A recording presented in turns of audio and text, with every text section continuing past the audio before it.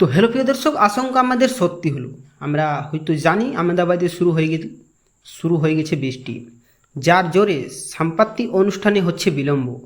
নরেন্দ্র মোদী স্টেডিয়ামে সন্ধ্যে 6টা থেকে সাম্প্রতিক অনুষ্ঠান শুরু হওয়ার কথা ছিল, কিন্তু বৃষ্টির জন্য অনুষ্ঠানে শুরু হতে বিলম্ব হচ্ছে।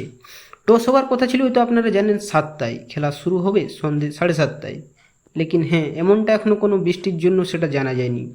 এর কোনো সময় হবে কিনা তা নিয়ে প্রশ্ন উঠছে। মূলত আবহাওয়া অফিসে জানিয়েছে কথা ভেবে দ্বিতীয় কোয়ালিফায়ার ও ফাইনাল ইডেন থেকে সরিয়ে নিয়ে যাওয়া হয়েছিল আহমেদাবাদে। রবিবার কলকাতায় বৃষ্টি হয়েছিল, আমরা হয়তো জানি। মঙ্গলবার পরিষ্কার আকাশ। এদিকে রবিবারে বৃষ্টির জন্য আহমেদাবাদে খেলা শুরু হয়েছিল প্রায় 10টায়। মঙ্গলবার ফাইনালে সেই ঘটনা হয়তো পুনরাবৃত্তি হয়ে উঠেছে।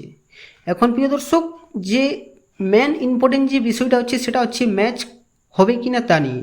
প্রিয় দর্শক, আমি আপনাদেরকে বলতে চাই, যেরকমভাবে বৃষ্টি যদি হয় এ ম্যাচে হয়তো কোনো বড় সড়ো রদবদল হতে পারবে না। কেন আমি জানি রিজার্ভ ডে রাখা হয়েছে, আপনারা হয়তো জানেন বড় ম্যাচে রিজার্ভ ডে থাকে। হ্যাঁ হ্যাঁ প্রিয় দর্শক, এখন রিজার্ভ ডে আছে, লেকিন হয়তো যে বিষয়টা হচ্ছে এই ঘটনা ফাইনালে বৃষ্টির সম্ভাবনা অনেকটাই রয়েছে।